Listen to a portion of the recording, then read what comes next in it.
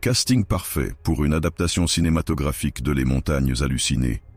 Un film d'horreur cosmique basé sur l'œuvre de H.P. Lovecraft, combinant mystère, exploration et terreur indicible. Personnages principaux. Professeur William Dyer, Ralph Fiennes. Un scientifique rationnel et pragmatique, Dyer est le leader de l'expédition. Ralph Fiennes a le charisme et la gravité nécessaires pour incarner un homme marqué par l'horreur et l'incompréhensible. Don Forts, jeune étudiant assistant de Dyer. Timothée Chalamet. Curieux et idéaliste, il est le témoin du cauchemar Lovecraftien. Timothée Chalamet apporterait un mélange de fragilité et d'intelligence qui collerait parfaitement au rôle. Professeur Lake, géologue, découvre les anciens. Cillian Murphy. Un esprit brillant mais aveuglé par son ambition scientifique. Cillian Murphy jouerait à la perfection cet intellectuel fasciné qui bascule dans l'obsession. Gedney, explorateur et cinéaste de l'expédition. Adam Driver, un personnage discret mais essentiel qui documente les événements tragiques. Adam Driver excellerait dans ce rôle en lui apportant une intensité silencieuse. Professeur Pabodie, ingénieur et chef de l'équipe logistique. Josh Brolin, pratique et expérimenté, il est le contrepoids au mysticisme des autres scientifiques. Josh Brolin serait parfait en chef d'équipe, solide et pragmatique. Créatures et entités mythiques. Les anciens.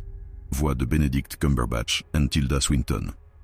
Leur intelligence et leur étrangeté transcendent la compréhension humaine. Cumberbatch et Swinton ont des voix capables de transmettre cette majesté cosmique. Shoggoth, entité amorphe, dernier vestige des expériences des anciens. Doug Jones, performance capture, maître du mouvement et du grotesque. Doug Jones, le labyrinthe de Pan, la forme de l'eau, donnerait à cette horreur amorphe une présence terrifiante. Réalisation en équipe. Réalisateur, Guillermo del Toro, le labyrinthe de Pan, Crimson Peak, la forme de l'eau. Passionné de Lovecraft, il rêve d'adapter ce récit depuis des années et saurait en capturer l'horreur indicible. Scénario, Alex Garland. Ex Machina, Annihilation, 28 Days Later.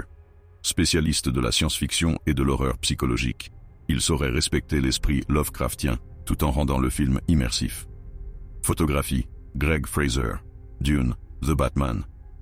Il saurait magnifier la blancheur glaciale de l'Antarctique et y insuffler une atmosphère oppressante. Musique, Trent Reznor and Atticus Ross. Gone Girl, The Social Network. Une bande-son expérimentale et glaciale, idéale pour retranscrire l'horreur cosmique.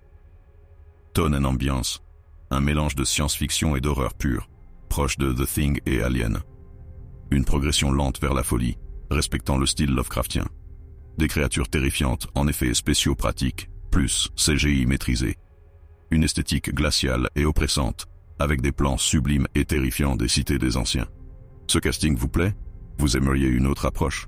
Plus d'action, plus d'horreur psychologique?